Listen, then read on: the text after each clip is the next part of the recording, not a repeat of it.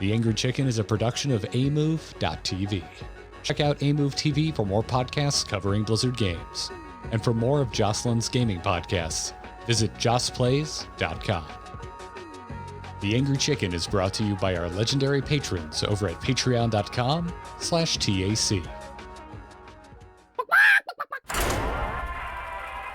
Time's up. Let's do this.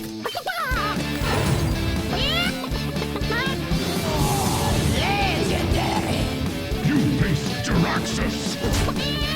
You smell like a leper gnome. I knew it. So hot. A podcast about Hearthstone and Battlegrounds. This is The Angry Chicken.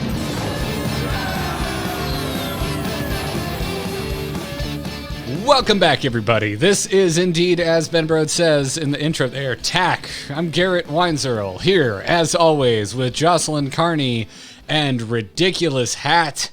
We've got the regular crew, which still feels kind of new because the schedule has been so bananas in the last month. But this is it. This is TAC now, and that's cool. This is TAC now. Yes. This is TAC at night, which if you rearrange would be night at TAC. Oh. Which is a ghost now? Night Attack, I don't know if you heard about this. Night Attack died. Aww. Oh. But there's new episodes posting, but they're ghosts. Haunting the land of Austin, Texas. Go say hi to Brian Brushwood and Justin Rabiong over on Ghost Attack, everybody. Let them know the Angry Chicken folks sent you, and also remind them that they are due for their annual Angry Chicken episode where they come guest, we can't keep them in control, and then they apologize for 2 weeks via text later, and I tell them it's fine because I haven't laughed that hard all year. I'm on board for this. Cool. This is acceptable. And I know that you say this is the regular cast, but I haven't been on the show since before Quillboars was a tribe. I was a year younger when I was last on the show. There were 2 fewer patches. Like, what's happened? That's, oh my God, you're right. And you missed one episode. Yeah. Yes. A lot has happened. Which, you know, from the end of you being on the last episode to the start of this one has technically been 2 weeks. So in barely a 2-week span, we've gotten the biggest Battlegrounds patch of the year and a balance patch to that Battlegrounds update and constructed Hearthstone, which we're going to talk about that today. So before we do that, Hat, from the past, yes, we're calling you through a time machine.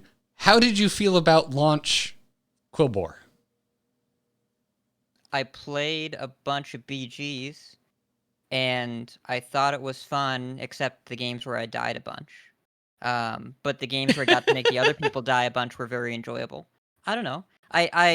I primarily constructed, and so it was nice to dip my toe back into it. And I enjoyed the Dark Moon Prize era, and then I didn't enjoy the not Dark Moon Prize era. And then this felt different and interesting. And then I don't know, a week later they changed it. Now it's different again. So like that was cool. It was a fun tavern brawl Battlegrounds. Is it that much different though? I think so. I lost think to it like is, Murlocs and Elementals and Dragons. Like the results are the same, but I'm still like I'm losing to new and exciting things, and that's kind of fun. I feel like I'm sure this is probably, talk for the actual Battleground section of the show, but I feel like when I'm losing to things that are all doing the same thing, I guess. Like, I don't see much of, like, making tokens that are really big like Beasts used to do, or making like having the 1 or 2 big things that keep getting their divine shields back when you get little tokens like mechs used to do. Now it's just everybody has either poisonous or everybody has big dudes, and you just hold your poisonous dudes in your hand until you face the person with the big dudes, and you sell off everything you've worked on and just put the poisonous down and you hope you win. There's also gold in the divine shield person. You got a gold in your divine shield person. Don't forget about that. Yeah.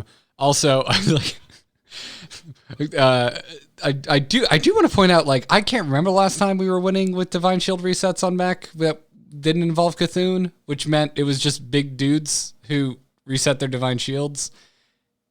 And I feel like winning with big token beasts is almost as far back in my memory. Almost. Not quite. Yeah. But damn near. Yeah. We've been winning with big things basically since the dawn of elementals. I was gonna say, yeah, since elementals, and maybe that's why I was kind of hoping for a little bit more of a shakeup with Quillbores, but it seems like we're just making big dudes again. But now you can win with poison. We haven't been able to do that since Megasaur went to hell. As we canonically established last week, Megasaur did go to hell, and it deserved it. It deserved it. Poor Megasaur. Yeah, I lost with a good board to Poisonous Murlocs, and it wasn't to George this week. Do you know how refreshing that feels? I've never been happier to lose. I was like, oh, I'm so proud of you. You're Poisonous Murlocs, but you don't have Divine Shields, and you still won. Were you happy at the time? No, I was furious. Clearly. Yeah. Can't you tell I from the was sound of my voice? checking a little bit there. Yeah, you read between the lines. I'm sure you can. If you're not offended thinking about how you think I reacted to that, then you're not picturing it accurately. Well, all right. Yeah. There it is. There it is. We can talk more about it in the battleground section. But We can, yeah. I think there's plenty of depth to discuss. There's one more thing we haven't discussed, which is, did everyone get the most beautiful card back in the history of Hearthstone? I have not yet, but I love that there are a lot of folks out there who have put guides together for people like me that are bad at secret findings. Thank you, secret finding community. I love that Hearthstone was just like, I feel it certainly feels like from our anecdotal experience of only reading Celestalon tweets that this was very much a Celestalon effort. But it kind of feels like the Hearthstone team was just like, we want the secret finding WoW community to do something with our game. And right? That's exactly what happened. We're of course talking about the secret card back. I keep calling it the Kael'thas card back. Isn't it called like the Phoenix card back or something? Or is it just a bunch of Yes? Yes? I think I forget the official name actually now that I'm I think it's like Mysteries of the Barrens, I believe. that would explain it. It just But makes yeah, me think like of it Kael'thas. has like a phoenixy looking. It's got thing green on it. orbs. It's Kael'thas. Yeah, it's a Mysteries really of the Phoenix. okay. Yes. Mysteries of the Phoenix. Yeah. We had so much to talk about last week with Slissa that we didn't talk about it, but I did actually take the time to go and get this card back, and this is typically the kind of thing that I'm like, oh, that's cool. I'm glad other people are enjoying this. I'm not personally going to go and engage with this. This is like truly just came down to the art for me. Like there are so many card backs, and we've had this conversation before that to me, new card backs, they really got to impress me to like move my hype meter even slightly off empty. And well, yeah, because I mean, we get a new one every month, and we get them with the like heroic single players have them, and there's like new expansions, and even sometimes like now we've got the whole reward track and everything else. Like there's a lot of card backs. Yeah. So I just wanted to explain that so that, like, dear listener at home, you understand when I say that I think this is one of the best illustrations for a card back ever. That you like understand like where I'm coming from on that, because I've just not been paying. I've gotten every card back. I couldn't tell you what like the last 6 card backs per month were. I haven't used any of them, Or even what they were called. Yeah, like I never remember names. The secrets card back, that Blood Elf Phoenix Kael'thas design is so well done. I love it. It's wonderful. It's the only card back I'm using right now. And I just discovered while trying to look it up that I still can't spell Phoenix. It's the worst word. I can't get it. well, if you spell it with an F, you'll get either a pop punk band or a StarCraft character. I was gonna say I remember StarCraft Phoenix because that was spelt like it sounded, and I loved it. But yeah, that card back is awesome. Yeah, It's very pretty. How was the hunter secret experience? How was your trading, Garrett? well, I followed a guide to a T, and I think it still took me about 35 minutes. Wow. I was doing it on a phone, so I was being excruciatingly careful. Because my car was in the shop and I was just waiting for it. So I was just sitting there, just I got nothing better to do. I've got my phone with me. So yeah, Josh, when was the last time you very slowly like took your targeting reticule on a touchpad and like drug it all the way around stuff to make sure it goes exactly where you want it to? So in case you accidentally release, it just snaps back. Imagine doing that for 30 some odd minutes of trading.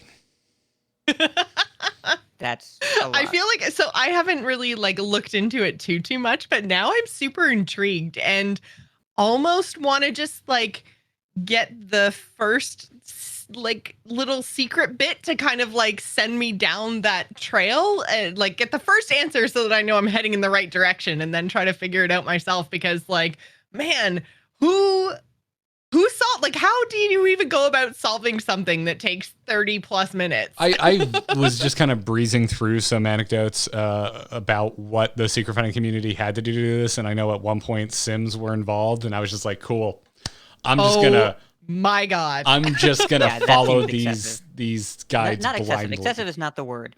There are people that really enjoy the depth of this experience, and I enjoy watching them do it and then not doing and then having them give me the answer. Yeah. I'm glad you did a whole bunch of fancy stuff, but I would like to just get the card back now. Thanks. Yeah.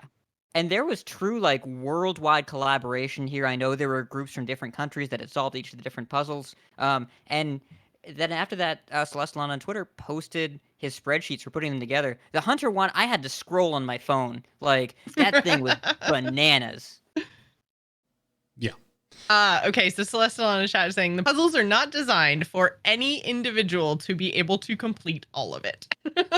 Yeah. This is clearly made with community brain, like hive mind in mind. Hive mind in mind, yeah. Yes, yeah, 100%. It's it's a subtle thing. I saw some people getting grumpy about it. I'm like, I don't know, just there's a community for this, and this is who it's made for, and they're stoked on it, and we can all walk in their footsteps and get a lovely card back. That's fine. I like going for hikes. I don't need to find the trail. Other people found the trail for me. I just want to go for a nice hike.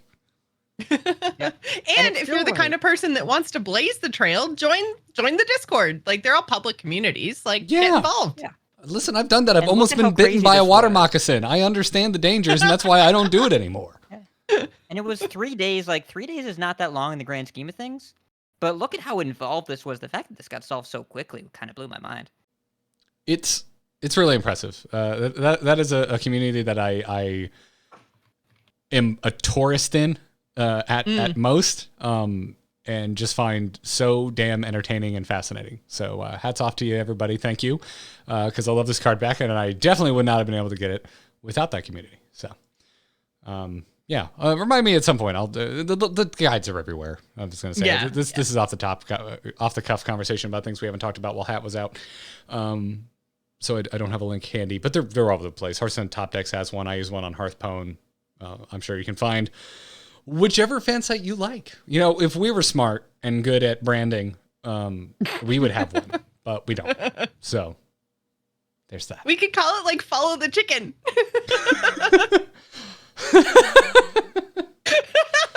No, sure. You didn't picture like a path into the woods with a little chicken?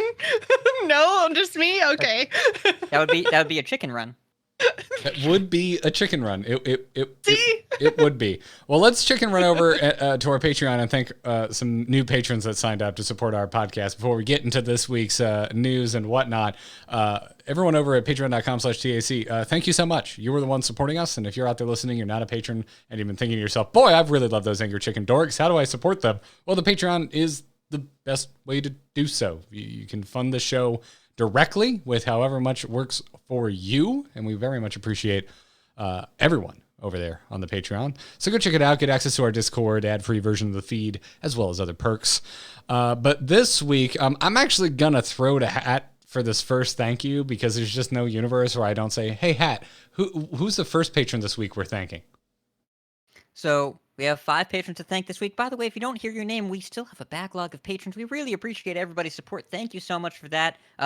Especially me as the new host. I really appreciate you all joining up. And I'm not saying it's because of me, but I'm saying that I really appreciate you joining up when I join the show. And hey, keep signing up. So big thanks to Fabulous Cap, obviously the best name, Mr. Claw, Scott L, John M, and the Bear Jew. Loved your work in Inglourious Bastards. Oh, I assumed it was just a hunky, hairy Jewish individual. Both can be true. You're right. They're not mutually exclusive.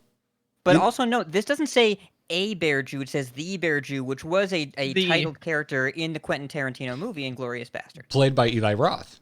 Eli Roth is canonically now a patron of The Angry Chicken. I love Cabin Fever, sir. Yes. One of my favorite horror films. Yes. Hostel was a little much for me. I'm squeamish. We had to take down the poster for that movie because it was just weird and too much. Yeah. Much like the movie Hostel. No, not for me. Not for me. But you know what is for me? Good news in Hearthstone, and we got some. Good news, everyone! Well, I guess first we're starting with Grandmasters, which, as always, has some controversy. So your good news may vary depending on your opinion of Hearthstone esports. But Jocelyn, just what in God's name has feathers ruffled over in GM now?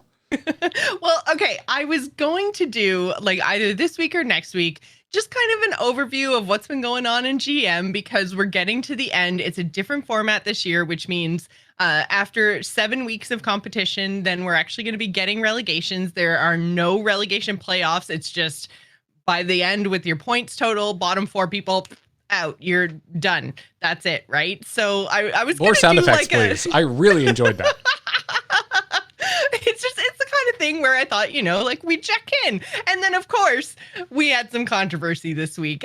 So basically, what happened was one of the EU GMs, X-Blizes, who has 7 points currently in the system, was going up against in the top 8 a fellow Frenchman, Zim, who has only 3 points going into week 5, or had only 3 points going into week 5. And so he was a no-show, which is a thing that has happened in esports, in Hearthstone esports before, that we've had players being a no-show. But because these 2 players came from the same country, there were some eyebrows raised because Blizes is very much not really in any kind of danger at this point in the season of being relegated. So, it looked like, or was pointed out by fellow GM Casey as looking like a situation that was win trading. So the Hearthstone Esports Twitter account did tweet out saying that they were looking into it, but we have no further news to tell you guys as of right now. But essentially Casey's evidence, which I was going to use air quotes, but I thought that was kind of bitchy, so I didn't. But his evidence is that Blizes was online in Battle.net when he was in Parent No-Show to the GM tournament. Now, I don't know about you guys, but my Battle.net is almost always on, as is my Discord, to the point that I had a friend text me on Sunday morning thinking that I had left all of my podcasts because I turned my PC off overnight on Saturday night. And so I was no longer at the top in the host section of all my Discords. And they were like, did you just quit podcasting? What's going on? I'm like, no, I just turned my PC off. Like, that's how long I'm on. That's how online I am all the time. So, I mean, I don't know. This seems like a little bit of potential, like, witch hunting. And I'm glad that the Hearthstone esports team is looking into it, because I mean, just because the 2 players come from the same country and same practice group, like, it is a little bit suspicious, but at the same time, like, I mean, how do you prove you slept in, right? Like, how many times did Firebat sleep in and miss official Blizzard events? Oh my God, I forgot about that. You're absolutely right. Yeah. Yeah, that, yeah, listen. It's not unprecedented. Look, listen. I'm on VoIP. I'm gonna bring you into my kitchen. Look, there's still the pan with the eggs in it that I haven't gotten a chance to clean yet. You know me; they're always clean by 11 a.m. unless I wake up late. There we go. It's the smoking gun. I'm cleared. It's just VoIP. He did. I couldn't decide which specific application I wanted to use as an TeamSpeak and get him from the kitchen, like. Voice over IP is still technically what all of these things is what I'm talking to you on right now, Hat. We're talking on VoIP. Right, it's instead of IRC. Hey, listen. If Discord or Zoom or Skype or any of them want to pay me, I'm happy to use them as my go-to example whenever a VoIP solution comes up. But at the moment, I am not paid to care about which example VoIP service I pull from my butt. On that note. So anyways, speaking of pulling things from our butt. Yeah, I think it's going to be very difficult for, I think, either side to really prove anything either way. Yeah, so for this to be cheating, first of all, if you miss a match in GM, if you no-show, it's $1,000 US fine. Yeah, it's a big fine. Yeah. Right. And also, if it's against someone from the same country as you, and this whole situation, it is very clearly obvious that if you no-show for this match, people are going to have this exact conversation. It's going to be a whole lot of controversy and hubbub and all that. And Hearthstone players are people that they become professional Hearthstone players because they're good at decision making. Now, I'm not going to say that translates necessarily to real life decision making, but when it comes to evaluating the risk of a decision, I think that if this was on the table, if you were against a friend and you wanted to lose a match, it wouldn't be too hard to find a way to lose a match. And it's just a lot more external scrutiny if you just straight up say, well, I'm not showing up. And it also costs money. And it's a disciplinary warning. It seems really unlikely this was unfair, but at the same time, it's not the best look in the world. There's definitely some optics here for sure. Yeah, I think all three of us are on the same page that it's like, oh yeah, totally understand where concerns from the community and other players are coming from, because it looks what are the cool kids saying now? Sus. There's the word. That's the word. Yeah. The cool kids. Yeah. I could just say kids at this point because I am definitely an old bastard by most metrics. But yeah. I mean, it does. And I think if anything, I'm if anything, a little bit surprised because the messaging from the Hearthstone esports account was that there had been accusations of cheating, which obviously, yes, win trading is cheating, but it was very odd. Like they didn't name anybody or talk about anything specific. They just said that there's been cheating in GM and EU this week. And then there's been no kind of follow up from that afterwards. So I don't know. I think that maybe they potentially shouldn't have tweeted and should have just let it be, because now there have been a lot of posts and tweets and everything else, going after the players, and that's not fair either, right? Because they're it's going after both players, right? Blythe and Zim, who was the recipient of the air quotes win trade or alleged win trading, and it's created a very hostile environment for the players, I think, which is kind of unfortunate. I wish that Hearthstone had just left it alone until an investigation had happened and they had a decision, instead of just leaving this open-ended kind of situation just hanging out there for however long it's going to take them. Like I said, I don't even know what either side does to prove anything at this point. So yeah, we'll have to see. If we get an update, I'll let you guys know. Yeah, it's on the esports team, right? It's their job at this point to figure this out and sort this out. And I would imagine that at a certain point we'll get a statement. It probably won't go into great detail, and certain individuals will not be happy with it. But at a certain point, that's the job of Blizzard employees that handle esports.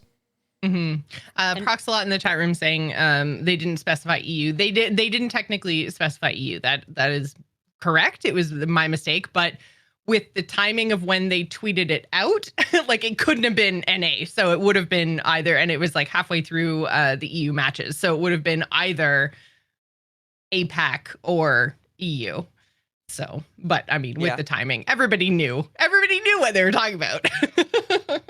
And Casey was had spun up that pretty big thread that was getting a lot of attention, and Blas was starting to reply, and GM Twitter was going off. I think this is the lesson that they learned from the Zalay situation of they'd rather try and get something out there to de-escalate more quickly as opposed to wait a while. And I don't know if they have a really good answer here either way. We'll know what they do if Blythe is playing next week in GM and if Zim is playing next week in GM, because if they're there, then they don't think they're cheating, and you would have to do something colossally stupid to prove that this was cheating. If they messaged each other in the BNet client, then which they clearly wouldn't do if this was premeditated. Unless it was very poorly premeditated. But I don't know. I don't know if it's better to try and just get out in front of it and de-escalate with a vague tweet, or if it's better to just wait and be silent. I can tell you that I feel better knowing like that little bit. I'm like, cool. At knowing least that they know. Yeah, because they waited so long with so many things in the past that I have them filed away, and who knows? Who knows if they actually know or not? I'm frankly absolutely unsure. So yeah, I mean, personally, I'm happy with that. Yeah, and I mean, in the end, like you said, there's a monetary fine for being a no-show, so he's already been fined. Like, I don't know, I just think this whole situation got a little bit blown out of proportion because, again, I don't really think that the evidence presented is necessarily evidence. So, moving on from that. Our current situation in these three regions in APAC, we've got Blitzchung leading with 15 points over there. Yarla, again, being super consistent, leading EU with 16 points.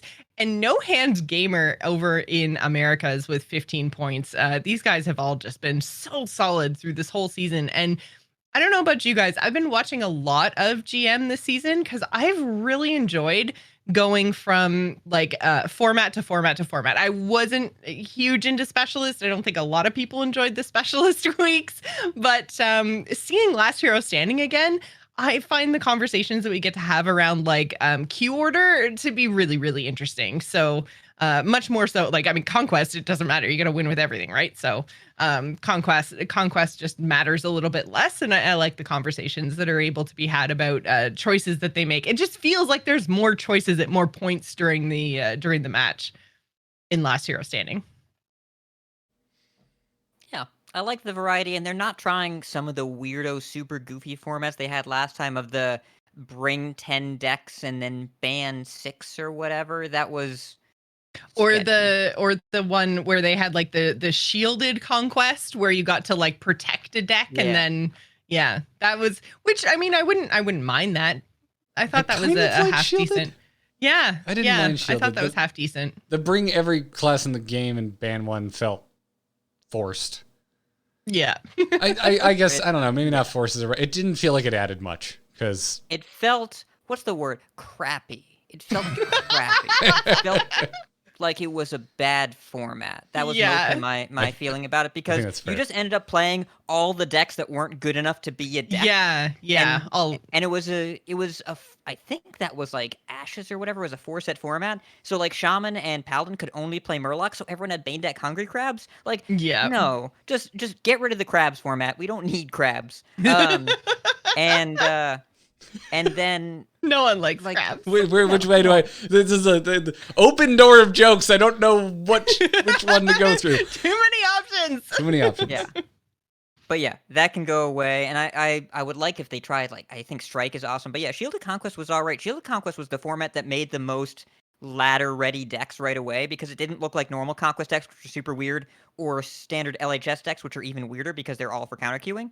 Shielded Conquest decks were like, you could take them onto the ladder and usually do pretty okay with them, but it was also a format that was kind of hard to navigate strategically because you just brought 4 ladder decks. I like what they tried here, and ESL did a good job with the production. Like, it's when you hire a company that is an esports production company and you have them do esports production, then you don't have audio issues and your stuff goes on time and the videos look good. Yeah, I don't know.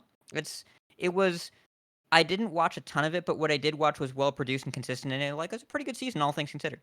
And it's not over yet. Like I said, we have 2 more weeks. So we have 1 more week of Last Hero Standing, and then we have 1 week of Conquest,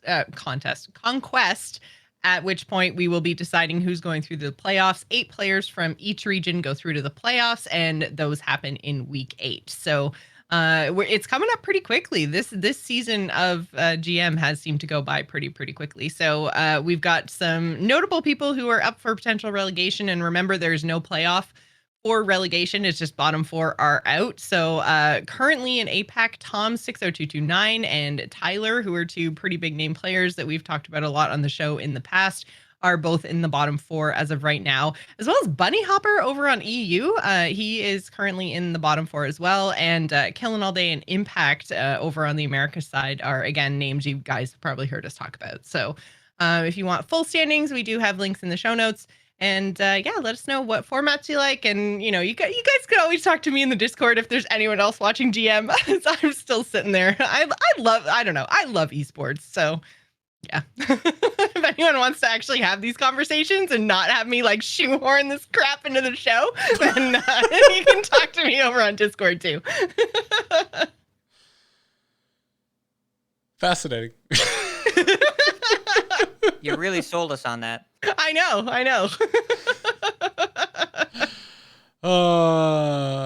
Bring it back to Twitch.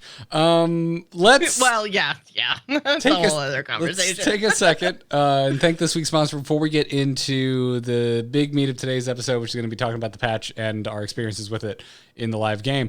We have a sponsor to thank today, and it is Gabi Insurance. They are back sponsoring this episode of The Angry Chicken. You should go check them out over at gabi.com/TAC. I'm going to throw to you, Hat. Josh got it wrong last time. What is the one other thing that I'm really into and I shoehorn into every anecdote outside of video games on this podcast? Cars. Ah, you got it right. I didn't have I don't have a success sound effect to play. I should have I don't know, PB Herman Playhouse, yeah. There it is. And that's how you will feel finding better rates for your car and homeowners insurance, or maybe finding out that you've got the best rates out there and give you peace of mind when you go to gabi.com/TAC and check for that. I mean, Gabi literally stands for, I think, get a better insurance. That checks out, right? You want to get a better insurance. I want to get a better insurance. But you should go check them out because they compare it like the way you want it. Your rates compared. It's apples to apples. It's coverage to coverage with 40 of the top insurance providers like Progressive, Nationwide, and Travelers. And again, this works for car and homeowners insurance. I did this. I went over to gabi.com/TAC. I've been with Geico since I got my Focus back in 2018. I went to gabi.com/TAC, and all I had to do was log in with my Geico account through Gabi, and within moments, Gabi was just like, there you go. Here's everything that you could possibly go with. And Gabi showed me offers from National General, Progressive, tons of others. But it turns out that Safeco will send me $218 on the exact same coverage. And it's totally free to use. So you should go check them out because you could save yourself some money and you would support the Angry Chicken in the process. So go put your policy to the test like I did. Get a better insurance with Gabi. It's totally free to check. There's no obligation. Go to gabi.com/TAC. That is GABI.com/TAC. We thank them for their support. We thank you for going to gabi.com/TAC. And now we thank you for sticking around to hear us talk about the patch. It's time to talk about the patch. Are you ready, Joss? You know I am. You ready, Ridiculous Hat's chair? Audio listeners? Yeah, Hat is gone. Definitely had to run for something. There's a message that I can't see in Discord at the moment. But anyways, let's talk about 20.2.2. Starting with Constructed, we'll talk about Battlegrounds here in a moment. And let's start with the nerfs, because as was teased last week, there are both nerfs and buffs in this patch, but we haven't had a chance to talk about it because they announced the patch and put the patch out on a Wednesday. I just give up at this point. I give up. Yeah, I know. We've tried so hard over the years to anticipate when things are going to be announced, when things are going to come out, when we're going to have a bit of time to play before recording. We've moved the show a bajillion times.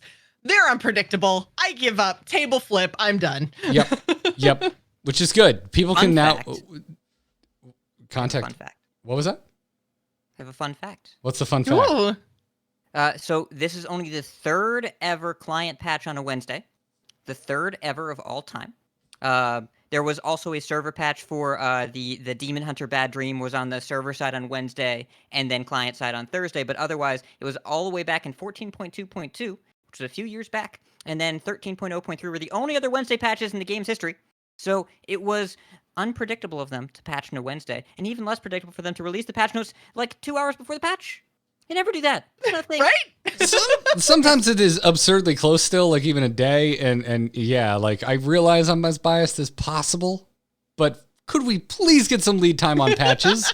Any at all. Good God, it just makes content generation so much better.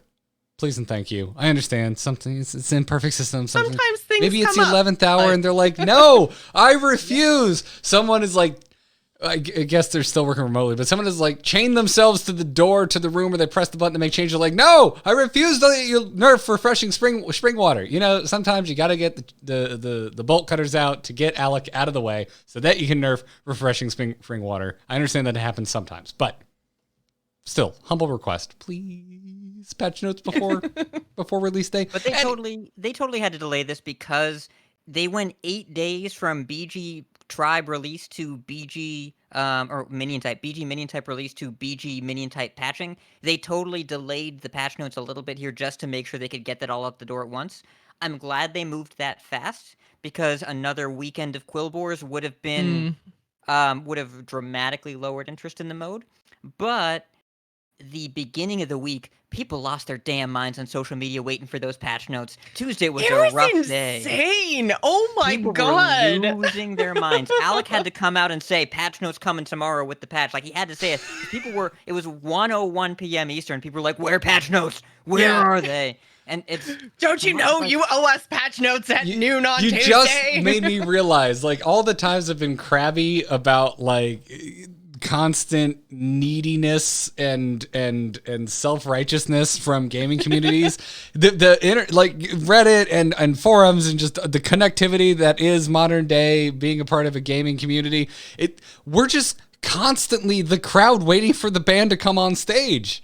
That's it. That's all it is. That's what's happening. Can you tell I'm vaccinated and I can't wait to go to a concert? We're there, and unfortunately, yeah, at some point you're like, wait, no, it's Tuesday. They're supposed to be on stage by now. What's going on? So at some point, the venue manager does need to come out and be like, okay, please stop setting the PA speakers on fire. They're coming tomorrow.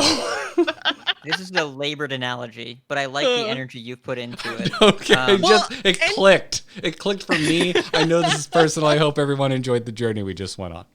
Well, and to continue it, there was a lot of people that then read the patch notes, saw nothing about Encanter's Flow, and were like, one more card! I'm sorry, you're also forgetting the people that afterwards are still beating the crap out of each other, but it's like a 5-person mosh pit.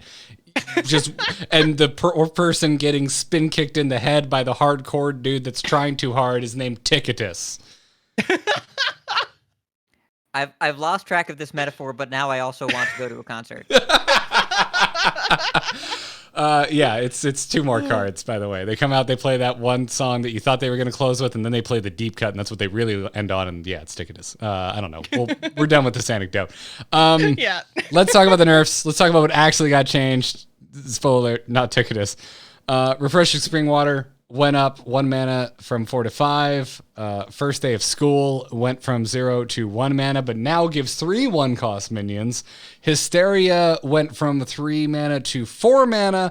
Crab Rider, probably the one of the most unique changes we've seen to a card since, dare I say, Warsaw Commander. I actually think this is a good change, and Warsaw Commander was a ham-fisted bad change, but Crab Rider has been changed to have Battle Cry gain Wind Fury this turn only, and then the final nerf was to Mancrick, but very specifically Angry Mancrick went from a 3/10 down to a 3/7. So I don't know, had one too many donuts in the morning from the office. So those are the nerfs. You know what? No, I'm going to definitely, this is not being brought on by anyone poking fun at any one host on this show on Twitter that I saw like a minute before I went on the show here. But Hat, how are you feeling about the Paladin nerfs? Because you had some really strong opinions about First Day of School. So my opinions on Paladin were that the changes to First Day of School and Crab Rider dramatically changed and hurt Paladin at the time. Now, I do stand by that. New First Day of School, it's a different card. It's not really a nerf or a buff. It's a different card. It's a strong card. But you will notice that Paladin decks that are doing well right now don't look quite the same as Paladin decks that did before, right? It depends where you're looking. I'm looking at the Libram of Hope slot because I don't remember seeing that card before the patch. And now there's a lot more hope after the patch, at least for my opponents that cast it on their own faces. That is fair. That is fair. I am still seeing a lot of first day of school, and if you're playing a very specific paladin, I'm still seeing crab riders. Yes. Well, and I will say, like, Paladin's still really good, and Alex said yesterday Paladin's still stronger than they would like. If you were looking at the front page of HS Replay, which a lot of people have, and Tiago had a really great thread on this on Twitter about how that's, don't take that at surface level, and there's definitely changes to the meta. Paladin's still the best class in the game. Mm-hmm. The difference is that Crab Rider was an Edwin Van Crab, and a lot of decks just could not deal with it at all. And by removing that from the format has dramatically shifted into what's good, including specifically Libram Paladin, which couldn't deal with Edwin Van Crab at all, but can absolutely deal with all the other aggression the format has. And also Libram of Hope is probably now the best card in the format, and it's very hard to beat all that life gain and also that big 8/8 The giant, shield. yeah. The big thing. Yeah. Which is kind of crazy that you have that much healing tied to that big of a body with a divine shield. Like, maybe even just getting rid of the divine shield might have been a nice change to that card. It's just, oh man, it's so powerful. Yeah. Well, it's been good before, but but also in the beginning of this meta, you couldn't play Libram Paladin because they would play a turn 2 Crab Rider and be like, well, I'm dead now.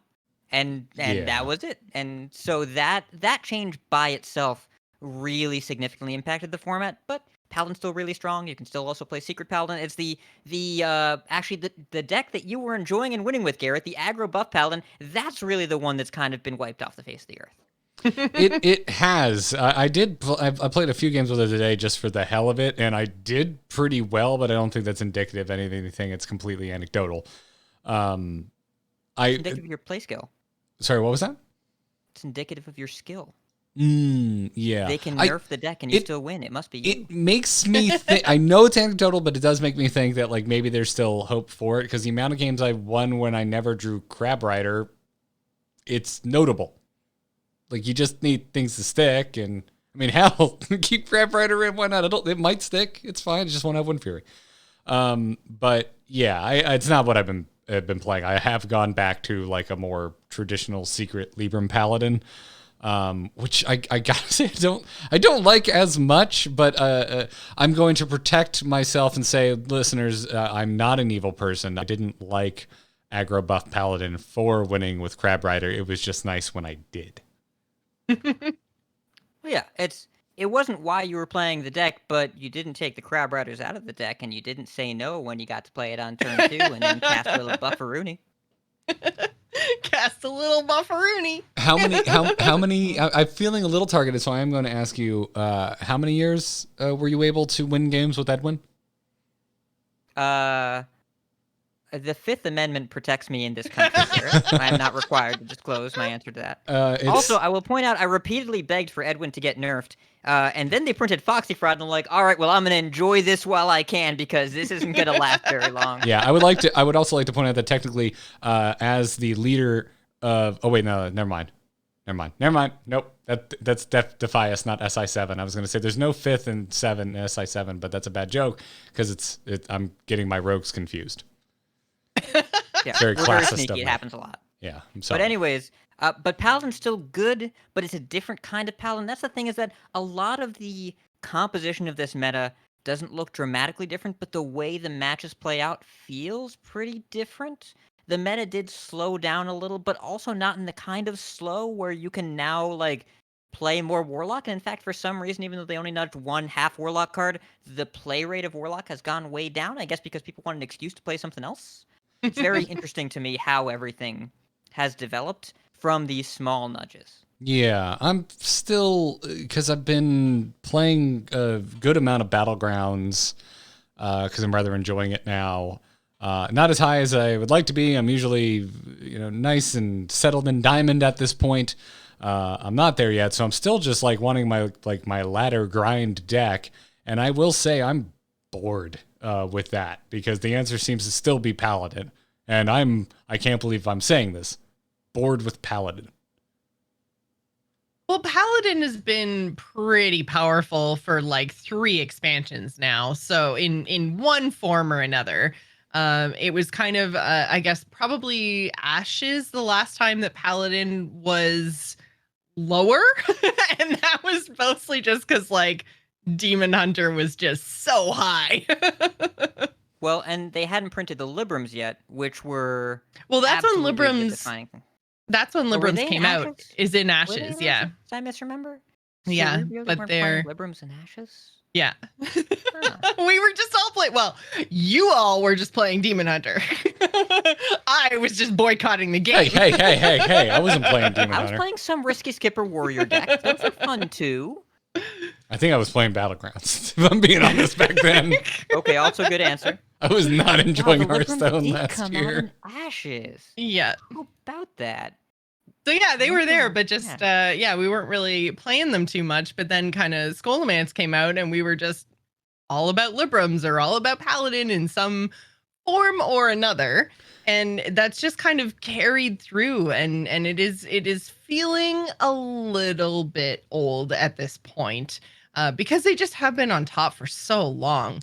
So I think it would be nice to see a shakeup, but I mean, that's what we've got the mini expansion for, you know? And I think that was kind of what some of Tiago and Alex back and forth in comments were about was, you know, like player expectation around patches. Now that we have mini expansions that we know are coming halfway through all of our normal expansions, like that's where our big meta shakeup expectations should be. And balance patches in the meantime should be more about like shoring things up, correcting small mistakes, but like they're not coming in to balance the game, or, you know, because we're going to talk about buffs in a minute. They're not coming in to change a whole bunch of cards and completely change the meta and completely change Hearthstone every like 3 to 4 weeks. That's like, just wait for the mini expansion, guys. Remember when we used to have to play the same meta for like 8 months in a row? Like, this is incredible. You can wait 8 weeks. Yeah. Though also, I'm glad we're not doing that anymore, because that was a lot of Spirit Claws in my life that we don't need to relive that time. But also, I think they recently said like the average Hearthstone player has been engaged with the game for like 3 or 4 years. We're gonna have a different appetite after being in the ecosystem for so long, and also they keep adding game modes. I remember the first time way back when Dean said he made the tweet of, if Hearthstone used to be your main game but isn't anymore, what would bring you back? And my first answer was more things to do. And if you ask that question now, it'd be like, maybe slightly fewer things to do. Because I can't keep up with like half of the crap they put in the game. Seriously. Like, I haven't gotten the secret card back. I haven't played Classic in a while. I haven't hit Wild Legend in a while. I haven't done half the Book of Heroes. I play BG sometimes. I want to play Duels more, because apparently now Nat Pagel is broken. Like, I don't know. I don't know what happened. How do they break Nat Pagel? But my answer to Dean would be guided Mad Libs.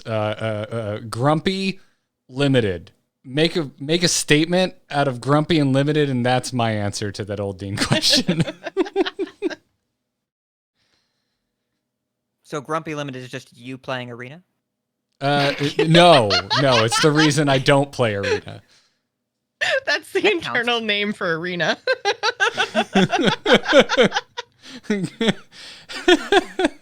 Yeah.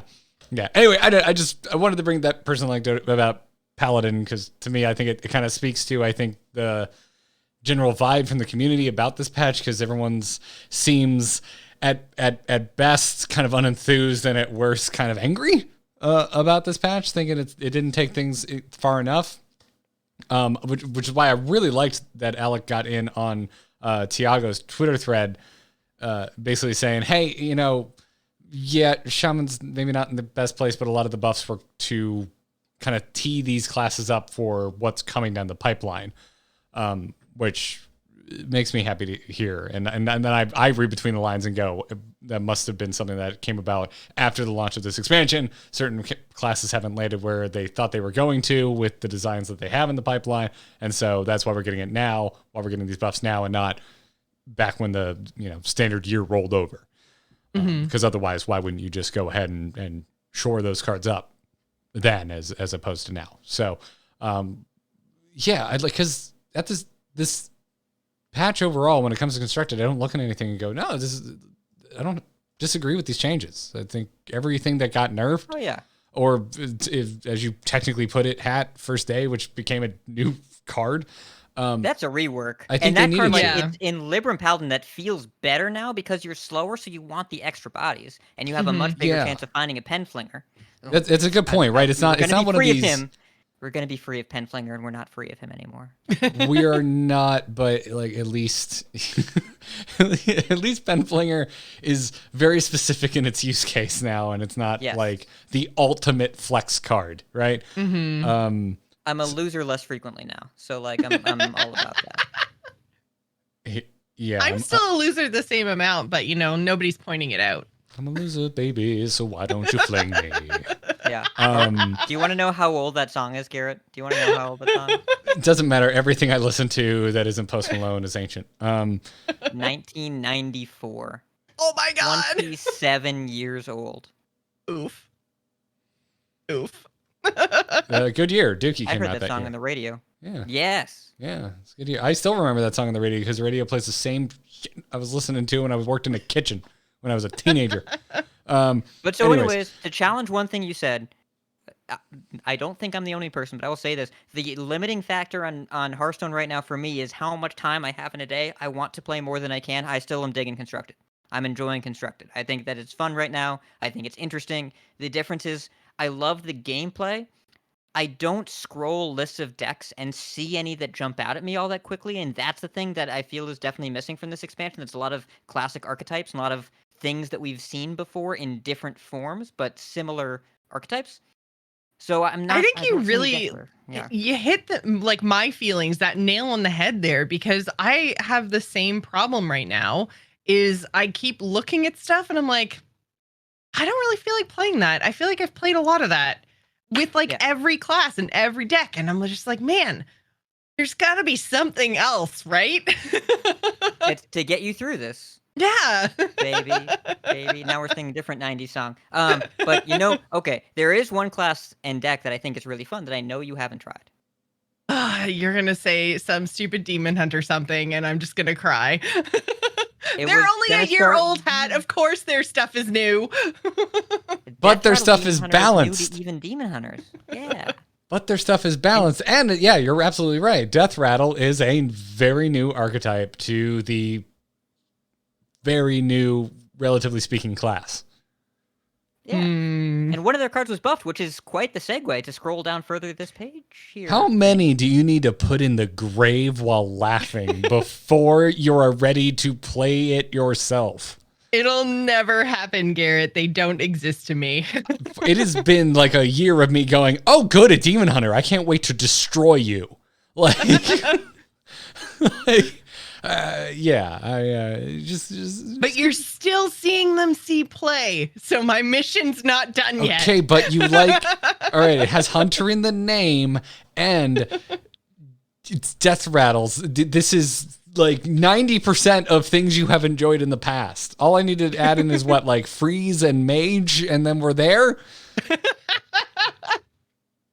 If you can get Freeze Mage and a Death Rattle Demon Hunter, I'd be very impressed. Hey, listen. If you can find some freeze effects and work them into Demon Hunter, then we'll talk, sure. Wait, we're not. You can play Frozen Shadow Weaver, and you can play Mage Hunter. That's Freeze and Mage. There you go. Just put that into your Death Rattle Demon Hunter. It will make it objectively worse, but if it gets you over the hump and trying this archetype, then I call it a success. Yeah. I think my problem is right. My personal boredom comes from I really just want like a reliable deck grinder, and the only other deck right now that I'm interested in is this Miracle Priest situation, and I don't want my games to go that long, and I don't want to think that hard when I'm just trying to like drink my morning coffee and grind ladder. I keep looking at Miracle Priest going, I kind of want to learn that. That looks like it could be kind of neat, but also I can't think and play that fast. I'm too old now. That deck is beyond me. Even when I'm winning with that deck, it feels like I'm losing until they concede. Yeah.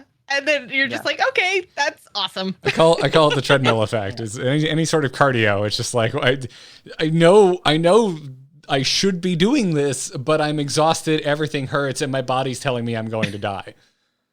Yeah. And also, I'm the thing about Miracle exhausted and everything Priest, hurts. Accurate. most of the time when you feel like you're losing with Miracle Priest, that is true. You are probably losing, except sometimes you feel that way and then they stop playing. And that's it's very satisfying ending states. Unsatisfying. Well, we haven't talked about the buffs. Shall we? Shall we Yeah, wrap they're it? they're like 9.5 here. Okay. All right, I'm gonna do the same as before. Rapid fire through before, and we can kind of talk about what interests us. But Razorboar for Demon Hunters went from a 2/2 up to a 3/2. That plays through that Death Rattle Demon Hunter. The Dark Inquisitor Zanesh went from what happened to? Oh no, it's now reduces the cost of corrupt and corrupted cards in your hand and deck. Before it only this is the half, by the way.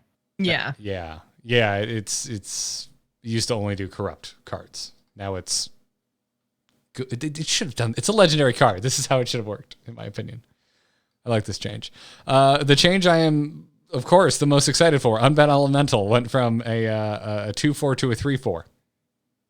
I'm not doing a bit, by the way. I'm legitimately excited about Unbound Elemental getting buffed. This is one of my first. Next to Manatide Totem, this is like the closest thing I have to a first love in Hearthstone. I can see that. Manatide, really interesting. I had only been playing Magic for about 2 years. I got into Magic way late. Yeah. And so to me, starting Hearthstone, playing the Hearthstone beta, I think I got into like the second week. I looked at Shaman and went, wait, you have a card that just draws cards? This is clearly the best class in the game. And that is all it took to get me to play nothing but Shaman. And I believe I stole an Artosis list that ran Manatide, Stormforged Axe, and Unbound Elemental. Hearthstone is so old, I was still doing a StarCraft podcast when I started the Angry Chicken. StarCraft 1. Yes. Hearthstone is so old that Artanis was our first world champion. A lot of people forget. Artosis, not Artanis. Artosis. Artanis was not Artanis. was in the game you were talking about. There you go. Yes. At least I didn't say Tastosis, because to me, a lot of people forget about the first world championship. Yeah. Anyways, titles. I really liked how he beat Tassadar in the finals. Title search, still talking Shaman here, went from 4 to 3 mana. Lily Pad Lurker, a card I was really excited about during the preview season, went from a 4/5 to a 5/6. Shaman is still terrible, by the way, post this patch. Yeah. Into Warlock, Fiendish Circle, went from 4 mana to 3 mana. Still in Warlock, Deck of Chaos went from 6 mana to 5 mana. Whirling Combatant in Warrior went from a 2/6 to a 3/6, bringing one more attack on it. Shield Maiden, still in Warrior, went from 6 to 5 mana. So Shaman not the only class looking at old cards getting buffed. And then finally, N'Zoth, God of the Deep, shaved 1 mana off its cost. It's now a 9 mana card. And Hat, you pointed me out of interesting new Paladin. New in quotations, it still feels pretty similar, except for the fact that it runs N'Zoth, God of the Deep. The Paladin list that I sent you from Cheesehead, it's got a lot of interesting card choices. It does run N'Zoth. It's a secret Paladin that also runs Safety Inspector, so that you can shuffle your secrets back in and draw a card. And you've got so much beef. Look at all the beef in here. You've got Kazakus. I do like beef. Right? It is what's for dinner. Carousel Griffin, that's your mech. And it's if you corrupt it, you get a 5 mana 8/8 with Taunt and Divine Shield. That's big. You've got Hammer the Naru, which makes a 6/6 elemental. That's your elemental. You got Alexstrasza and Ysera for double your dragon needs. And you got a Double Murloc, dragon. and you got Red Great Scale game. Dragon Tamer. That's a Murloc. You can get that back.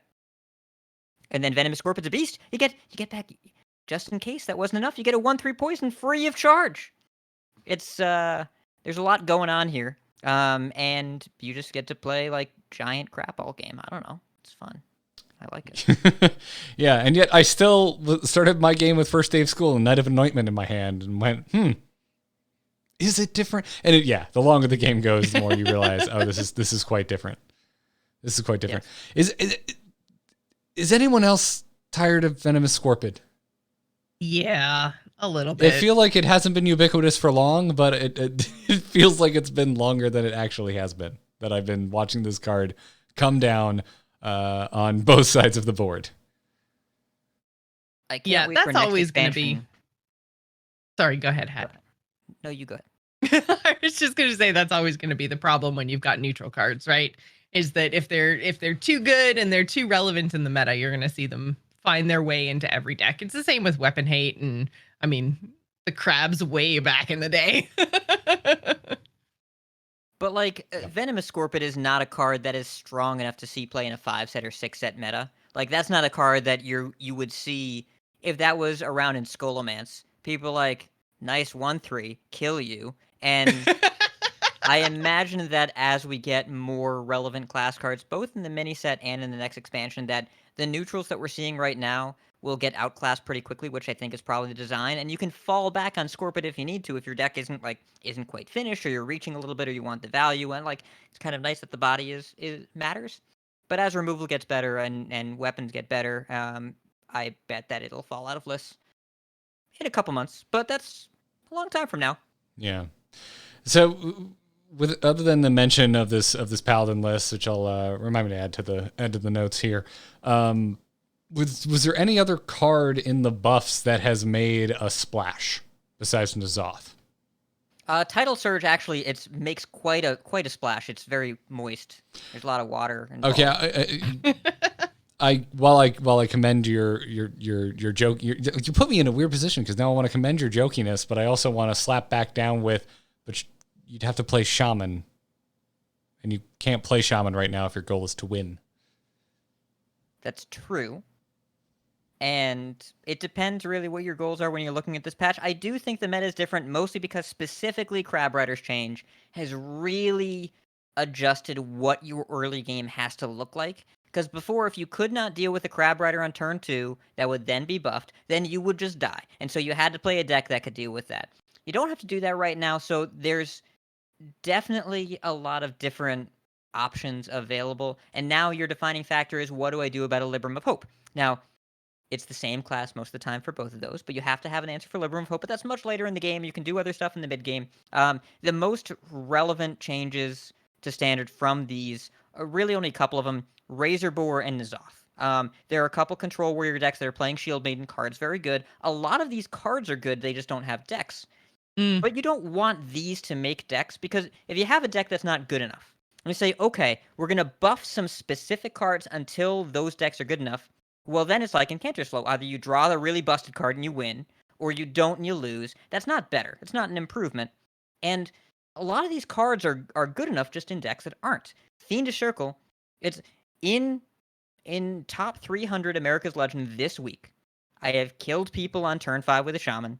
I have activated Ritual of Doom on turn 3 on my Fiendish Circle, made a 5/5, got a concession on turn 5 when I played some Flesh Giants. I have played Shield Maidens. I have cast Deck of Chaos for Carnival Clowns, which become 4 mana 9/4s, which become very easy to corrupt. Now, these are not necessarily game-winning strategies, but they're close to good enough, or actually good enough. You can do these things. But the meta strategies are going to be a little bit more streamlined. N'Zoth you can actually play. It's really good with Animated Broomstick now. Quite the combination. You can squeeze that in. And it's seeing play in a bunch of different decks that are being tested out. We have a bunch of refined deck lists from before the patch that were really good. People switch back to those. They're still doing just fine. Not as much experimentation, but N'Zoth is definitely a part of the meta in a way that is yet to be sussed out exactly. But I think that we'll see him in lists, especially in Grandmaster's list this upcoming week, because last week they were playing with like less than 24 hours of prep time. Yeah.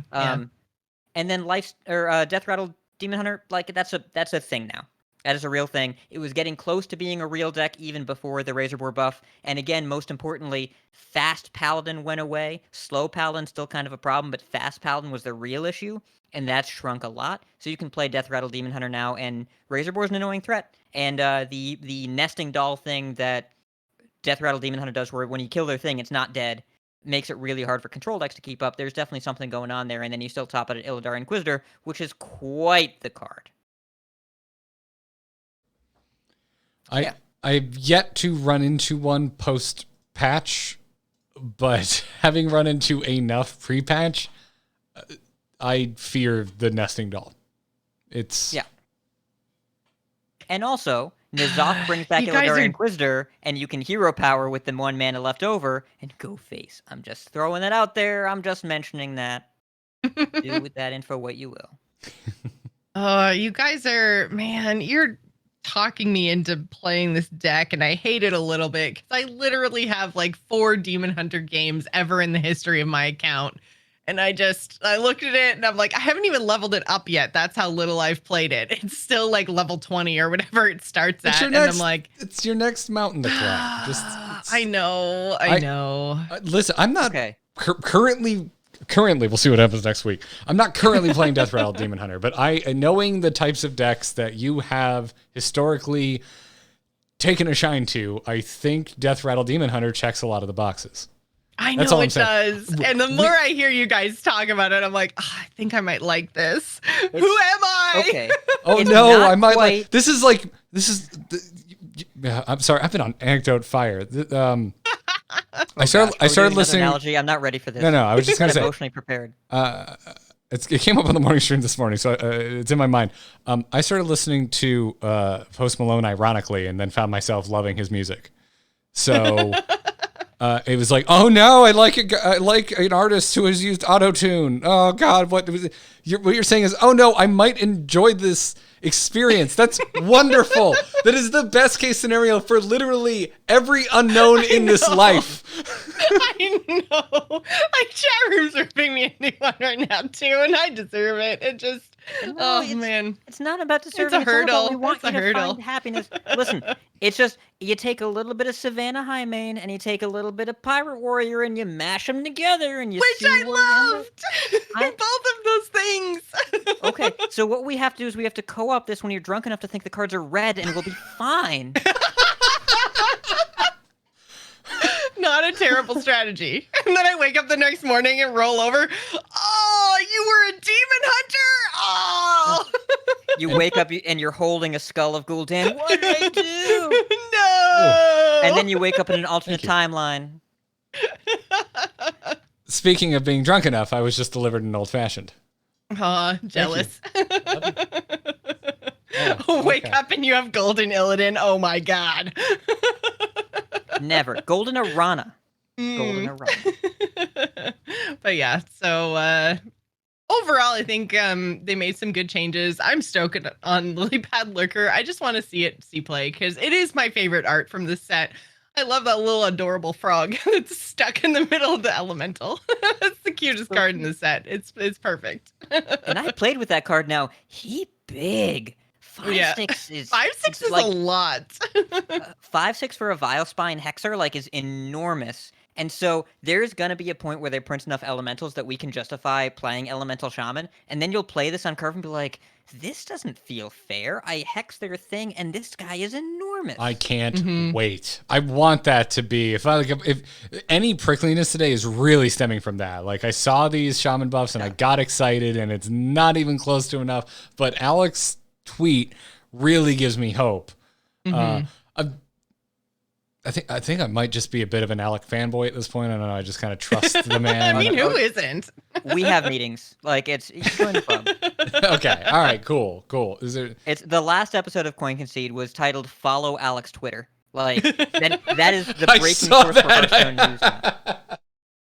I saw that pop up on my podcatcher. I was like, oh, good. Oh, I know. Yep. All right.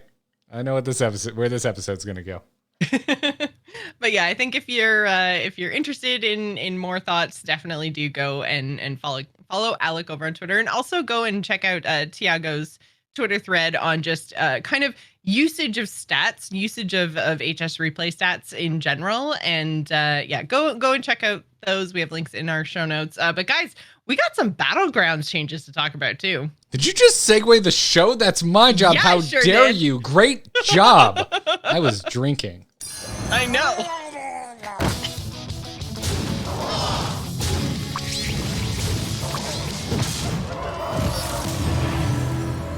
Have a good battle, friend. We ain't done with patch 20.2.2 yet because we've got Battlegrounds changes. And I've just been playing a lot of Battlegrounds. Luckily, I almost said, luckily not in the invitational. I still would have loved, even if I had gotten last place. It would have been wonderful to be part of that invitational. Anyway, just trying to tie it into. Luckily not on camera. We can say that. Luckily not on camera. Yeah. Luckily your experimentation with the new patch was not televised. Correct. I actually, I hadn't had a first in a while. My first game back was a first place. I was like, I love this patch. It's clearly great. It's the best patch ever. It's wonderful. Yeah.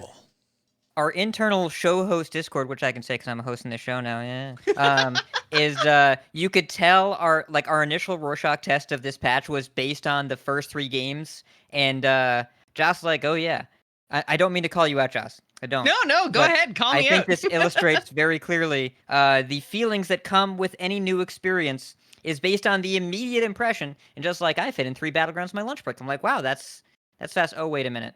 No, that's bad. Like how either your lunch break is really long or you had a very poor experience. Very poor experience. My brain didn't connect that to it, and I just immediately went to, how did you fit 3 games into your lunch break? And then, yeah. I think I doesn't have a lot of empathy, you guys. Am I just like resigning am I growing into the lovable idiot on the show? Because I kind of feel like that, just minus the lovable part. We can call you an idiot. Is that the archetype that I'm fulfilling now?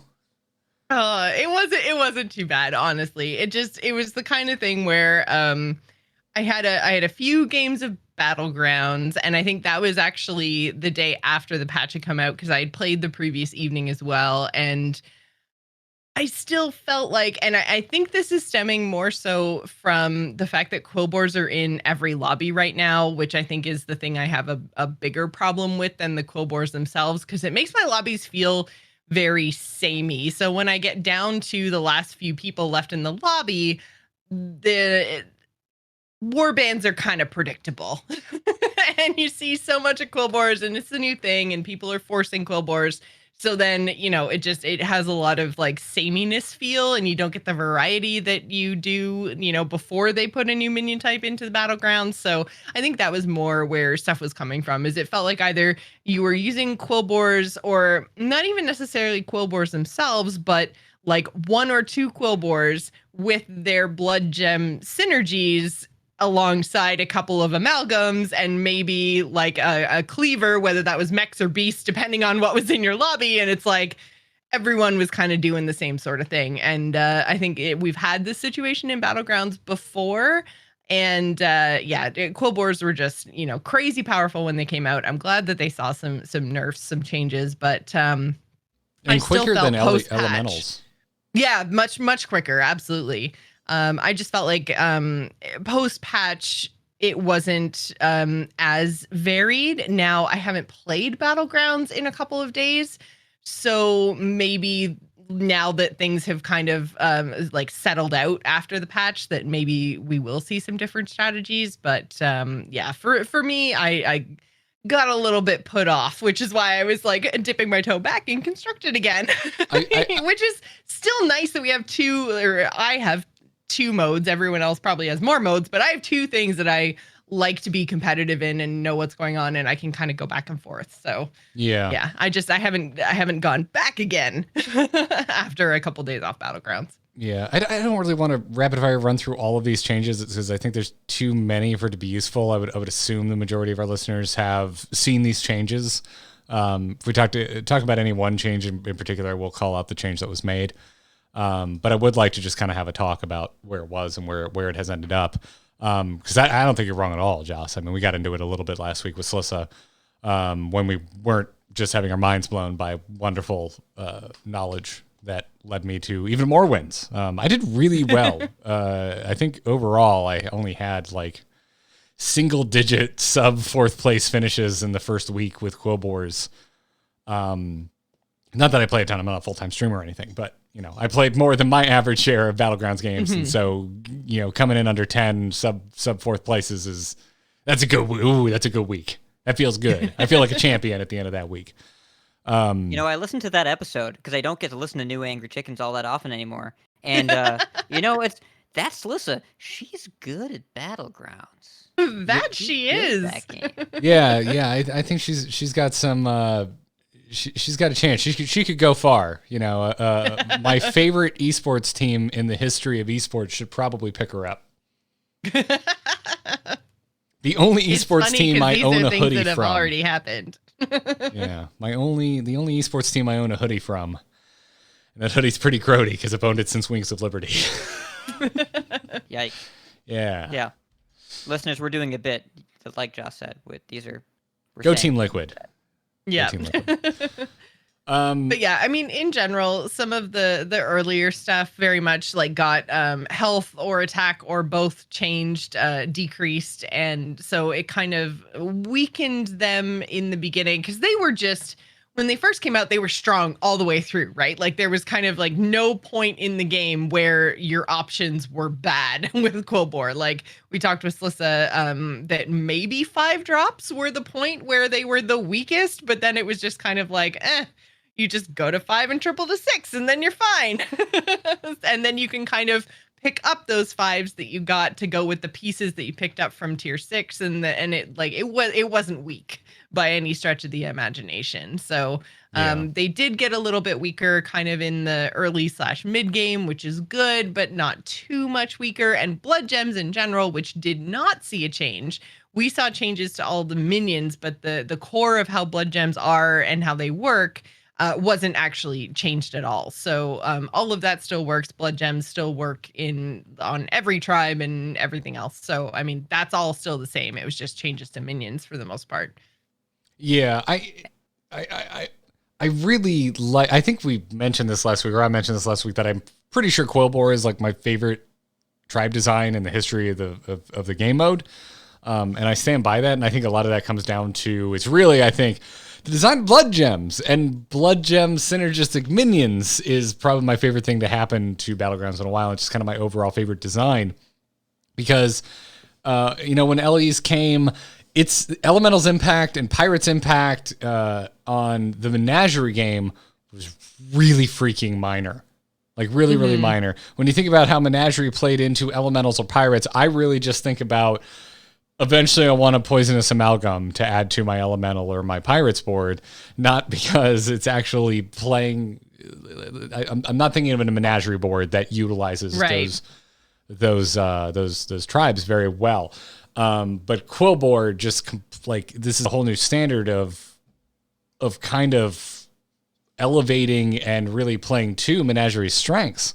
And it really, to me, it comes down to blood gems. I think it does come down to blood gems. And so I'm really glad that they didn't decide to go with, blood gems are just going to be +1 attack. We're going to nix that health out of there. Because, again, it's Hearthstone. We're dealing with whole numbers. Yeah. What the hell are we going to do with +1/+1? Like there's only 2 places you can reduce impact with that, right? Mm-hmm. And so I'm glad that we didn't go with some kind of sweeping change to blood gems. So, yeah. And then, blood gems aside, Quillbore as a whole, as I mentioned last week, there were roughly 3 different ways you could do Quillbore builds, not including Menagerie, that were pretty damn good.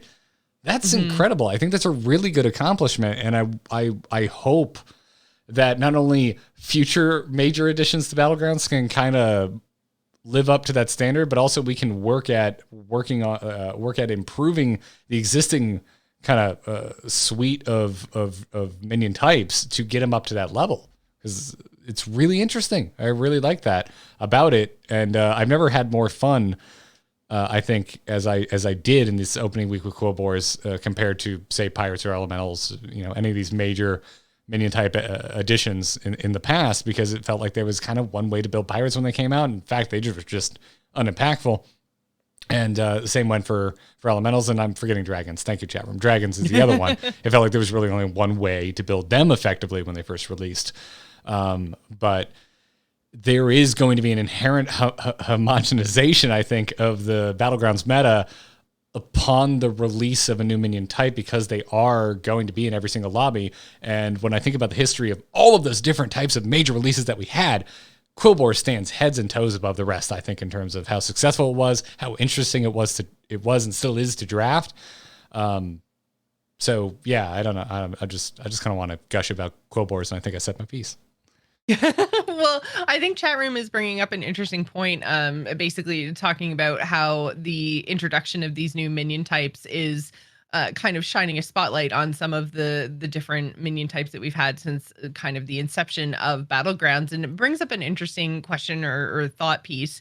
Is we've seen heroes that have kind of rotated in and out as meta has changed and as they either work too well or not at all, and we haven't actually seen a minion type rotate out and be reworked. Do you guys think that that's maybe something that we could either expect or that maybe we could be hoping for in the near future of Battlegrounds? Because it feels like we've now got 3 minion types that are going to be absent from each lobby. I think we had enough varied lobbies in when the like before Quillbores came out in the previous patch where we could, having just those 2 minion types rotate out gave enough randomness to make the lobbies feel different enough that I think it was healthy for the game. So if we lost a minion type completely for a rework right now, I think that would still feel okay. Like, I don't think I would feel like we were losing too much. It would, be acceptable, I guess, within the current landscape of Battlegrounds. Do you think it's time the team pulls out a minion type and gives them a rework like Murlocs, Beasts, Mechs? Those also pulled a lot from existing Hearthstone, right? Like they stayed very true to the cards that we had in Constructed because that's what Battlegrounds was originally built off of, versus some of the newer tribes that have Battleground specific minions. In Quillbore's case, they're all Battleground specific. Yeah. The one Constructed card that we had got yanked from the minion pool. So it's I think that maybe some of those older minion types could take a rework. Give me a moment to pick my brain off the floor because I hadn't really thought about that. But yeah, I think with Quillbore, I think you do. They need to start demons from the ground up. I don't know what you can do with demons, but demons need a lot of help because every time demons has been good, they've had to nerf it pretty fast. Floating Watcher demons was absurd, and then they tried to make it kind of the mid-range comp, but then nobody cares about your mid-game. They just level and kill you. And there's just not really all that much going on there. You can be juggler demons kind of and then be okay until tier 4 halfway through that, and then you're done, and you can't really do the big demons thing. I can see that. Funny enough, I think elementals also almost need the same kind of help because both demons and elementals, what do? They scale. Well, guess what? Quillbores scale better, and there's a couple different ways to build them where they scale better. But demons hurt you, right? Yeah. Elementals are kind of okay, but demons actively deal damage to you if you're trying to build up big demons. And with people able to outscale you with Quillbore and then deal, 15 to 20 damage in a turn, they're probably just going to straight up kill you. Because, that's a good point. You've already hurt yourself so much. That is fair. The conceit, they're just dealing the death blow. the conceit of demons, which is this early game bet that you will cash in and you will bet your own health to cash in on scaling that will stand the test of time late game, so you can turn it off with Mal'Ganis later on. Doesn't work anymore. It's not good enough. The scaling isn't good enough. It can be, but as you mentioned, Hat, when it's been good enough in the past, the nerfs came fast and the nerfs came hard. So it's an interesting thought.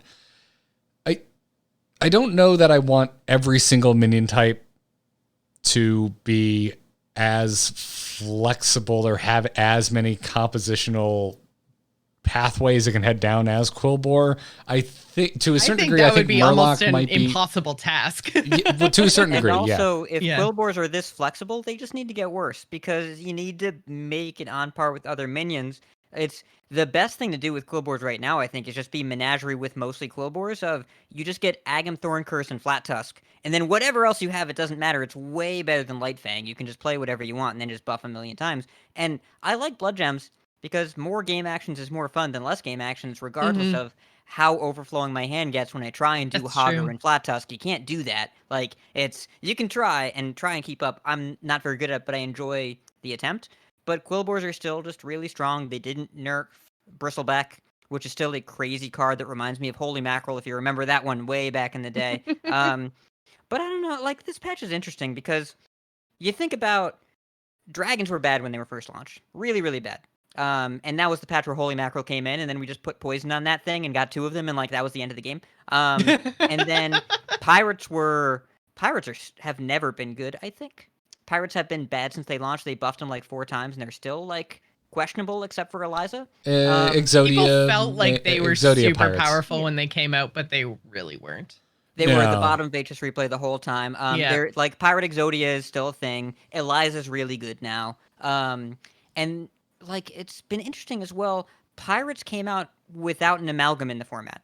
They printed Amalgadon after Pirates were released, but they learned, and this is something that I don't know how to solve, and the biggest problem that Battlegrounds faces right now is that if you don't have the keywords Divine Shield or Poison in your tribe sucks. And so Amalgadon lets everybody do it, but that means that everybody has to do it. And something that we talked about way at the beginning of the show, if the format comes down to Poison, Selfless Hero, Rivendare, something is wrong. Because that was how we beat Elementals in the very beginning, and it's how a lot of people are beating Quillboars now. And what we're talking about is Quillboars are flexible. You can do all sorts of stuff with them. The other tribes can't do that. You got to beat it with Divine Shield and Poison. That's a balance issue. They're not done.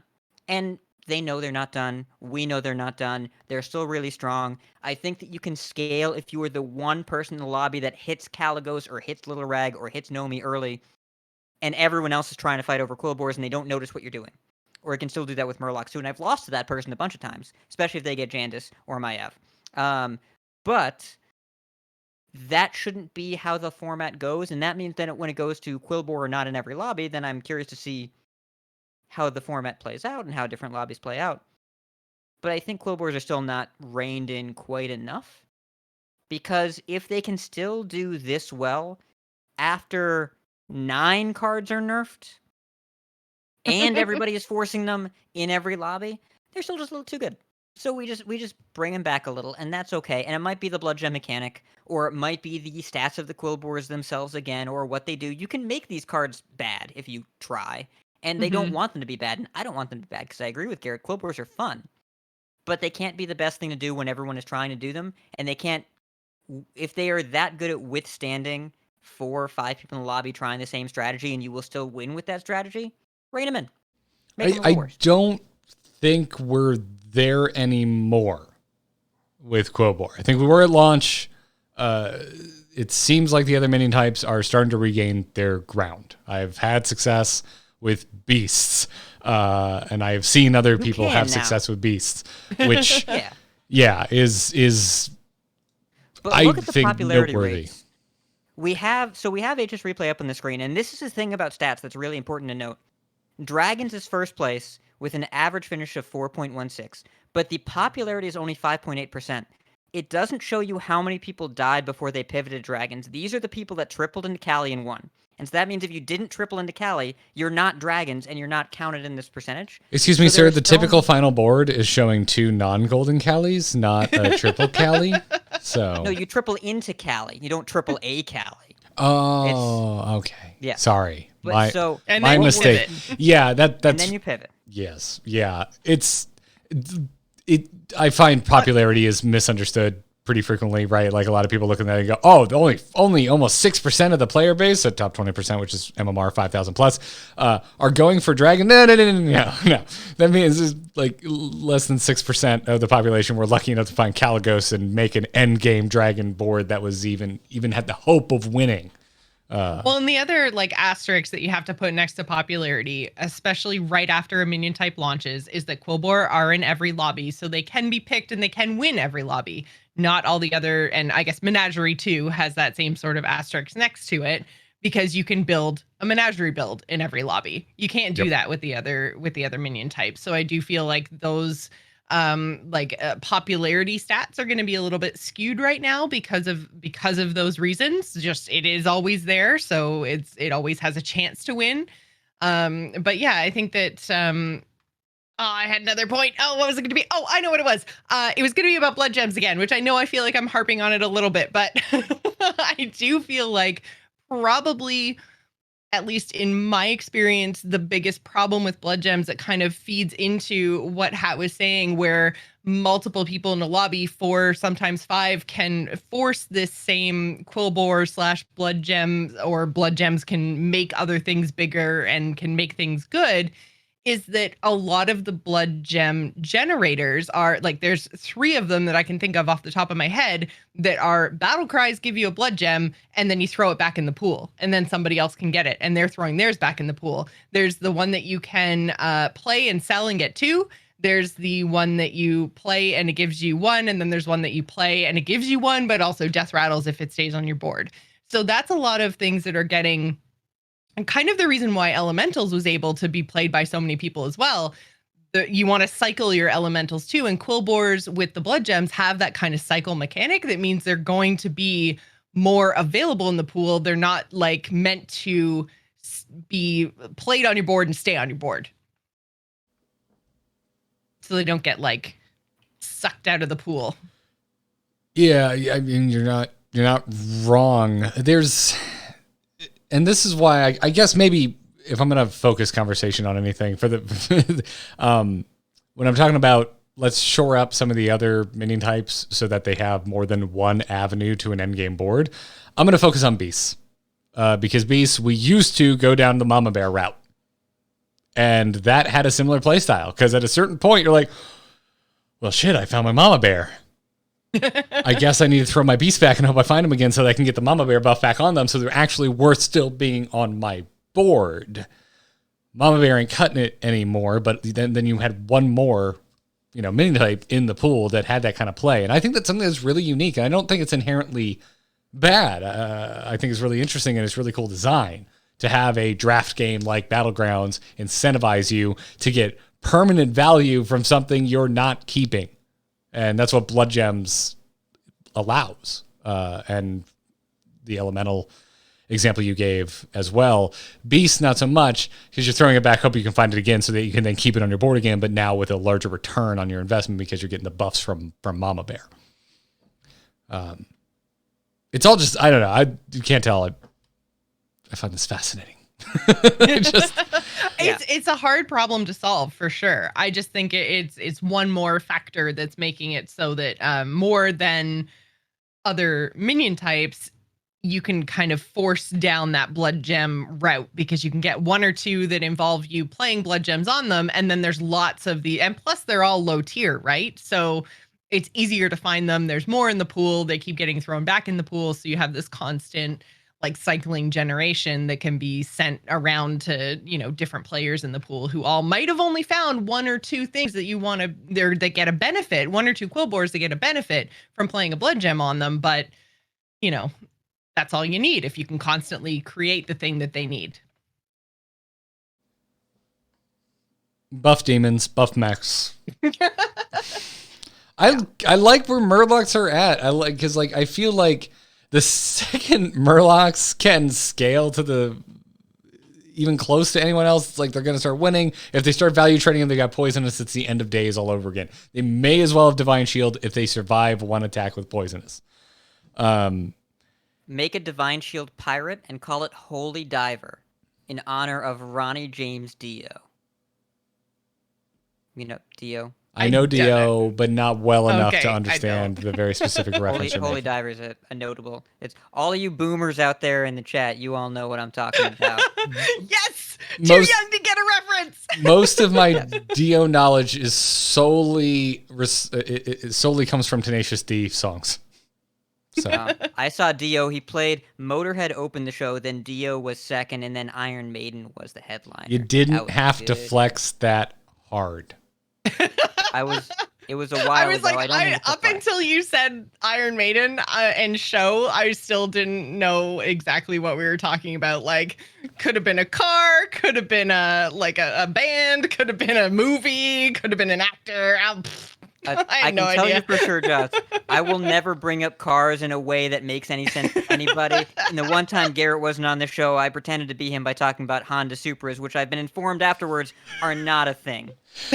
Okay, so I listened to that episode and I figured you were doing a bit. You legitimately thought a Honda Supra was a combination of manufacturer and car model?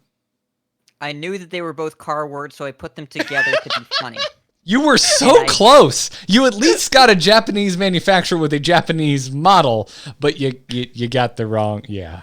That made it funnier. Next time, It's still providing material to this very moment. Okay, so we're winding down on the conversation. I will say next time, say if you want to be the funniest car guy in the room, say BMW Supra, and all the car people will think you're the funniest person on earth. I won't explain why. The 7 people listening who like Hearthstone and cars are currently going, Garrett, you jerk. I'm so sick of those memes. Anyways, to close in on the... Are we going into car memes? No. It's I don't know if it's more sexist than you think or just as sexist as you expect it to be. I wasn't expecting any sexism, so you can explain it to me in the post show, and I'm sure you'll explain to me why this is funny. There you go. And then also in the post show, remind me to flex on you concert-wise, but it's going to be like mall emo flexing, not like legendary metal flexing. I'm sure I'll get what you're talking about. Cool. Delightful. I like this patch. I like it overall. I think Battlegrounds is heading in a more healthy direction. Like I said, for me, my barometer is like, can you win with beasts? And you can. That's like my sign of a somewhat healthy Battlegrounds meta. You can win with... always comes down to the beasts. You can win with beasts, and I do think that when Quillbore are no longer a guaranteed show up in the lobby, things are going to get real interesting, and all of us who are like, I love Menagerie, we're going to have to start thinking again, and I'm afraid for that day. I'm pretty stoked about when Quillbores are no longer in every lobby. That's probably when I'm going to come back and start playing Battlegrounds to the same level that I was before. Yeah. Which is fine, because I got constructed now. Overall, I'm doing well, and I think that's playing to my positive reaction to all of this. I did horrible when elementals were added simultaneously. I think that's, by no correlation, I think elementals launch was the worst thing that ever happened to Battlegrounds.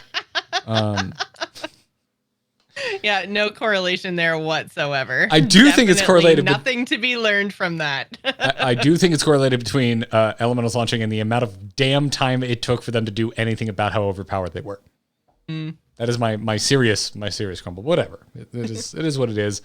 In the long history of minion type launches, I really like Quillbores. I like this patch. Yes, we still need some tuning, but overall, I think Battlegrounds is a healthy place.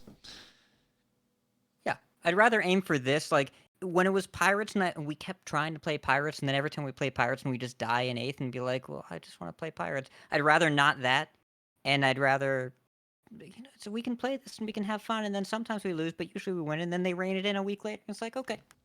The other name we considered for the Angry Chicken is Sometimes We Lose. Was that really considered? No. I envisioned saying that to you, Garrett, after you lose a game, and then the response being not a family-friendly name for a podcast. F this game was also considered. That seems plausible. No. I think I was really lobbying for the 10-drop tavern. Because I was like, it's where the mana tops out. We should just call it that. That is ringing bells. Yeah, I really lobbied for that. I'm glad that's not what we went with. I'm glad. I love the Angry Chicken. I do too. Yeah. Also, it gave me a good excuse to do great name. a tavern-themed graphic design, and that made me happy. Anyways, I think it's going to bring us to the end of this episode. Folks, just because this episode is already past 90 minutes and we didn't have time to do emails does not mean you should not send them.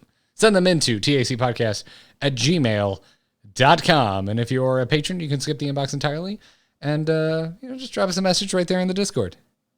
Totally acceptable way to skip the inbox. Because you're a patron. We allow it. It's fine. Anyways, it's going to wrap it up for the show. Speaking of our patrons, I want to thank you again for supporting us. If you do want to support us, you can do so over at patreon.com/TAC. Huge thanks, by the way, to our Patreon producers, Declan H., Cheesy Bob, and Jeffrey D. If you're out there and you're thinking to yourself, man, I want my name thanked on every single episode, and I would love to support this podcast in the greatest way that their Patreon allows, that would be becoming a producer. Go check out patreon.com/TAC for more information on how to do so. You can catch us live Monday nights at 8 p.m. Eastern Time, unless we can't make it happen, or we're tipped off to something happening on a certain day. But just assume it's because we couldn't make it happen, not because we have insider information. Nailed it. Yeah.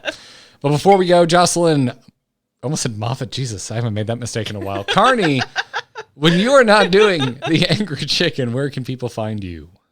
It's only been like 2.5 years, Garrett. Don't even worry. You know, you still call me by my maiden name sometimes. You can find me on Twitter and Twitch. I'm at Joss Plays. That's JOCE Plays. Also, check out the Gamers In this week, where we are going to talk about Mass Effect Legendary Edition. We actually started the Gamers In shortly before Mass Effect 3 came out. So I think we're just going to have to change the name of the show to the Gamers In Legendary Edition, because we've been around that freaking long now. The Gamers Romance Dialogue Options? The Gamers Chest High Wall Based Combat? The Gamers... Man, I love that game. The Gamers, oh shit, I got Rex killed last night and had to save scrum 3 times because I got so annoyed I kept skipping through dialogue too fast, so he got killed 3 times on accident. You killed him 3 times? Yeah, I forgot that when you skip dialogue, it auto-chooses a response for you, and I forgot that 3 times, because by the time it happened a second time, I was so mad, I sped through it so fast on my 3rd attempt that I screwed up again. And wow. what did we learn? That Ashley is a space racist, and I don't care her opinions. Rex is my boy, and he will ride into the sunset with me and Garrus. After you kill him 3 times. Yes. Yeah. He may not want to. Listen. Wouldn't it be crazy if the AI remembered? Or even if you and afterwards they were like, save. I'm all good, dude. I'm all set. Rex will remember this every time he dies. You get him back on the spaceship, and he's like, 4 times, Garrett? It took you 4 tries? You were supposed Shepherd. to check yourself before you Rex yourself. Nailed it. I'm retitling the episode. No one's going.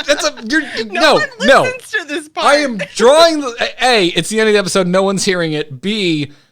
I draw the line at making a other video game reference in the Hearthstone podcast title. But if we put in the title, they'll keep listening all the way to the end. They're like, well, where's this reference? It's Where's gotta be Rex? Yeah. Ridiculous Hat. Before I very quickly Take away your editing permission? fire you from the podcast, where can people find you? You forgot that you asked me to help you post the show afterwards, Garrett. You gave me all the power. You can find me at twitter.com/ridiculoushat. I also host other Hearthstone podcasts, coinconceit.com, where we make the competitive side of the game more accessible to you, and Vicious Syndicate over on vicioussyndicate.com, where we take a data-driven approach to the standard metagame. You can find both of those over on my Twitter, as well as, I don't know, tweets about random garbage. You know. I haven't played Mass Effect, so I won't be talking about the game over there, but it sounds fun. It's super fun. Have you ever played it? I played like a little bit of the first one because I really loved KOTOR, and I'm like, all right, another BioWare thing. And the first one has some rough edges. It's called the Mako. Moved them out. It's called Yeah, the Mako, and everyone hates it, and it still sucks. Yeah, I but would, it doesn't suck as hard. And it does. I'm thinking about skipping just to ME2, but we'll figure it out. I've wanted to play it, and again, I love KOTOR and like BioWare RPGs in general, and I really like Dragon Age Origins. So I'm sure there's something here that I'll enjoy, but I haven't gotten into it yet. And also, as you two know, free time hard to come by, so we'll see if I have time for a massive dialogue-based RPG. Maybe I'll just skip all the dialogue. I don't know. Will anything bad happen? Nobody knows. Nobody knows. If the only thing keeping you from having a Mass Effect experience is hemming and hawing between not skipping to 2 or skipping to 2, just skip to 2. Mm-hmm. The main thing keeping me from a Mass Effect experience is my day job. Well, then quit that and then jump to 2. Easy. So have you heard of this thing called remote access? There's no implication of that would end well for me.